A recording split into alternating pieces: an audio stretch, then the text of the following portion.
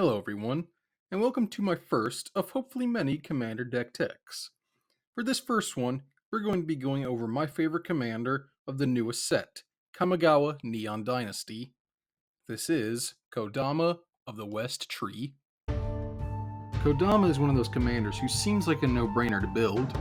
Just make all of your creatures modified, get in for damage, and ramp. But something important to remember is that modified can include either counters, auras, or equipment. When you have a commander that gives you this many options, finding that delicate balance between them all can be difficult. So I would recommend either going all in on one option, or at least going heavy on that option with a few splashes of the other options here and there. Counters and auras are nothing new in mono green, but if you'll indulge me, I went the more unique route when I built this commander. Mono green equipment. Yes, you heard me correctly. Mono green equipment. I know I probably sound crazy right now because green is the least synergistic color with artifacts, and excluding white causes us to lose the best equipment payoffs like Pure Steel Paladin or Stoneforge Mystic. But just go with me for a second. Because of these limitations, piloting this deck has been far more interesting, and I think you'll find that a lot of the new cards from Kamigawa make this a far more viable strategy than it sounds. Now, green might not have the best synergies with equipment altogether, but it certainly has a slew of creatures that would go great wielding said equipment, which is where we'll start. Dungrove Elder and Lumberknot are two that fill a similar role. They both get bigger as the game goes on. Lumberknot gets a counter whenever a creature dies, something that happens quite a lot in a game of Commander, and the Elder gains power equal to the number of forests we have. With our Commander allowing us to search out a lot of lands, the Elder can grow very rapidly, and with Lumberknot, the counters it gains will cause him to be modified, meaning he may not always need an equipment. The most important text on these cards, however, is that they are both hexproof, meaning our opponents won't be able to touch them as we suit them up without worry. Because our Kodama gives your modified creatures trample, running Death Touchers in this deck can be particularly spicy. Ronus the Indomitable, Questing Beast, and Oakhame Adversary are three of the best for this category.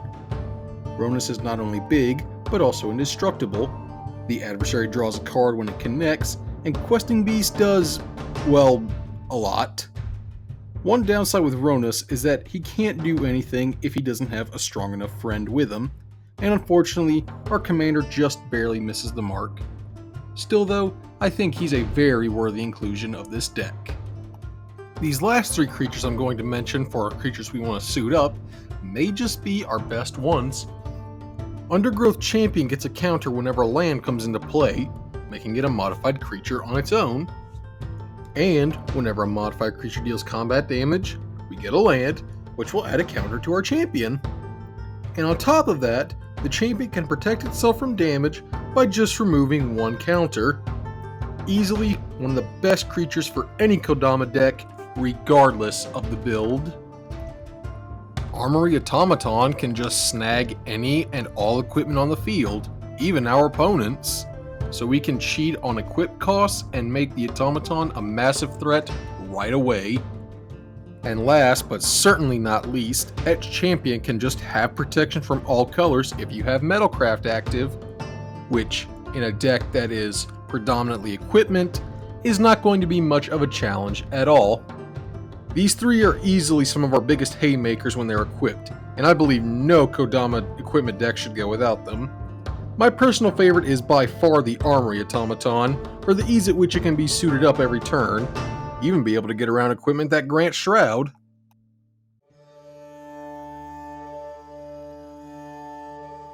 Alright, I've been talking about these equipment a lot, so let's go ahead and get to them. Many of them are just standard staples for any equipment deck, and they hardly even need to be mentioned. You have your hammer, your swords, boots, the whole works. Not much explaining needing to be done for these. The two I'm going to talk about first are what I believe are some of the best equipment in the entire deck. Blackblade Reforged and Stratascythe. Blackblade will give the equipped creature a boost equal to the number of lands we control. And of course, that's going to continue to grow thanks to our commander's ability, letting us search more and more. And while it is significantly harder to equip to a non-legendary creature, nothing is stopping us from equipping it to our commander, swinging in, and potentially winning with commander damage. Stratascythe forces us to exile a forest from our deck, and then only gives the creature a boost for each forest we control, and no other land. But since most of our land-based is, well, forests, and our commander can only get basics anyway, this is hardly much of a drawback. These can get out of control very fast with Kodama out, especially when suited up onto one of our big creatures, such as Questing Beast or Etched Chain. Trailblazer's Boots, Whisper Silk Cloak, and Prowler's Helm give us some much desired evasion, as sometimes Trample won't be enough to get in for the damage we need in order to search out our lands. In addition to the unblockability, the Cloak provides some very nice protection in the form of Shroud. Mask of Memory is a great way to draw cards, and Grafted War Gear is just an easy way to give one of our creatures a big bump to their power. 3 power for 0 mana? Yes please. Just be mindful of the downside. And most of our equipment will be fantastic targets for Masterwork of Ingenuity. Go ahead, copy your Darksteel Plate, your Stratascythe, or even one of your swords, like Sword of Fire and Ice, or Sword of Feast and Famine. Ooh, I'm getting goosebumps just thinking about it. I had mentioned earlier that Death Touch and Trample pair wonderfully together, so it's only natural we run some equipment that give us just that. Gorgon's Head, Basilisk Collar, and Gorgon Flail are your standard go-to equipment for Death Touch. But if you're feeling particularly nasty, Quietus Spike will have your opponent scrambling for answers as the threat of their life being sliced in half stares them in the face. These last equipment I'm going to talk about are ones that I felt deserve a special mention. Conqueror's Flail will only give a boost of +1/+1 in this deck, but it's all about the ability on this one, completely shutting off your opponent's abilities to play spells on our turn so long as it's equipped. No need to fear counterspells as long as you have this. General's Kabuto is a card I've never seen played in a game of Commander, which I find shocking. Not only does it grant the equipped creature Shroud, it also prevents all combat damage that creature would receive, allowing you to swing in with them without fear of a block that'll mess you up. And finally, Tanuki Transplanter is a new card that can be either a creature to suit up or be an equipment itself. Whichever mode it's in, it has potential to net us plenty of extra mana to use in our second main phase. A fantastic card for this deck. Now that we've discussed the equipment, it's time to talk about some of the more miscellaneous cards for this deck. First, let's talk about Death Touch one last time, as it really is an important aspect to our deck when you have a commander that grants trample to your creatures. Oran Frostfang, Bow of Nylea, and Sereth the Viper's Fang are all cards that grant our attacking creatures Death Touch, while also having some additional utility on top of that. The Frostfang can draw us cards, the Bow has a modal activated ability, one of which can put counters on our creatures, thus making them modified, and Sereth grants our creatures protection by granting them hexproof and the ability to untap them. Dolmen Gate is a fantastic card and is highly welcome in this deck, almost acting as an additional copy of General's Kabuto, only for our entire field, making it so we don't have to worry nearly as much about our opponent's blocking. Nature's Will is a gross magic card that is irresistible in this deck.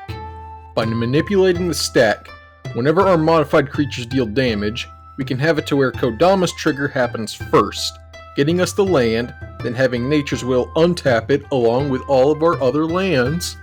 Oh, and tapping down our opponent's lands too is just icing on the cake. The new Silk Guard can almost act as an additional copy of Heroic Intervention in this deck, just minus the indestructibility. And if we have spare mana, we can pump it into the Silk Guard just to put counters on our creatures. Not bad. Tireless Tracker is a classic for any deck that gets a lot of lands into play. You can include any other sorts of landfall cards if you want, but it's important you don't clog up the deck too much with too many strategies at once. I choose the Tracker specifically because it can get counters when we sacrifice the clues it makes, meaning it can modify itself quite easily. And Brass Squire is easily one of the most important creatures in this deck. This little mirror doesn't just cheat equip costs, he can do it at instant speed.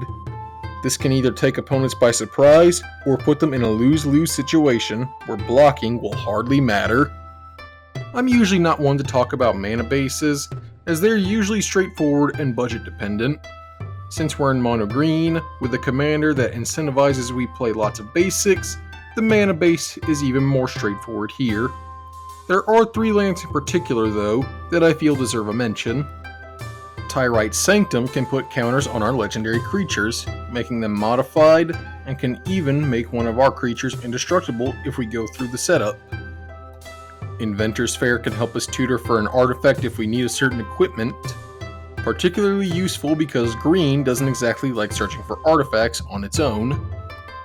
And Oran Reef the Vastwood is a classic, able to put counters on our creatures that enter the battlefield this turn, already making them modified without the need to give them an equipment. I want to thank you all so much for watching this video. Hopefully you enjoyed it, hopefully I made the idea of a mono green equipment deck work just a little bit more for you, and hopefully I can do more of these deck tech videos in the future. I will see you all next time.